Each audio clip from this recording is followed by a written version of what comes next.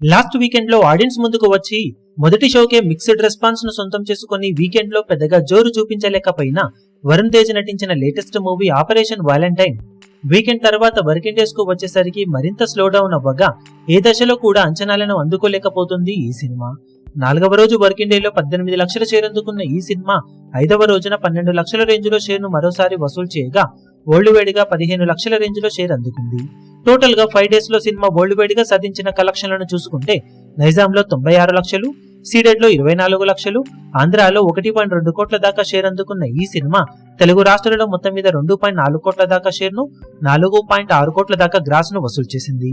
Karnataka, rest of India, overseas లలో 76 లక్షల దాకా షేర్ అందుకున్న ఈ సినిమా టోటల్ వరల్డ్ వైడ్ గా 3.16 కోట్ల దాకా షేర్ ను, 6.25 కోట్ల దాకా గ్రాస్ ను వసూలు చేసింది. సినిమా వాల్యూ బిజినెస్ అడ్జస్ట్ చేసిన తర్వాత 10 కోట్ల దాకా ఉండగా బ్రేక్ ఈవెన్ ను అందుకోవడానికి సినిమా ఇంకా చాలా దూరం ప్రయాణాన్ని కొనసాగించాల్సిన అవసరం ఉంది. కానీ వర్కింగ్ డేస్ లో సినిమా ప్రదర్శన చూసిన తర్వాత ఇక బాక్సాఫీస్ దగ్గర సినిమా తేరుకునే అవకాశం లేదనే చెప్పాలి. దాంతో వరుణ్ తేజ్ ఖాతాలో హ్యాట్రిక్ ఫ్లాప్ మూవీగా ఈ సినిమా నిలిచిపోయిందని చెప్పవచ్చు. బ్యాక్ టు బ్యాక్ గని, గాంధీవదారి, అర్జున, అలాగే ఇప్పుడు ఆపరేషన్ వాలంటైన్ సినిమాలతో హ్యాట్రిక్ ఫ్లాప్స్ ను వరుణ్ తేజ్ కంప్లీట్ చేసుకున్నాడు. మరి బాక్సాఫీస్ దగ్గర తన అప్కమింగ్ మూవీస్ లో ఏ సినిమాతో మంచి కంబ్యాక్ ను వరుణ్ తేజ్ సొంతం చేసుకుంటాడో చూడాలి.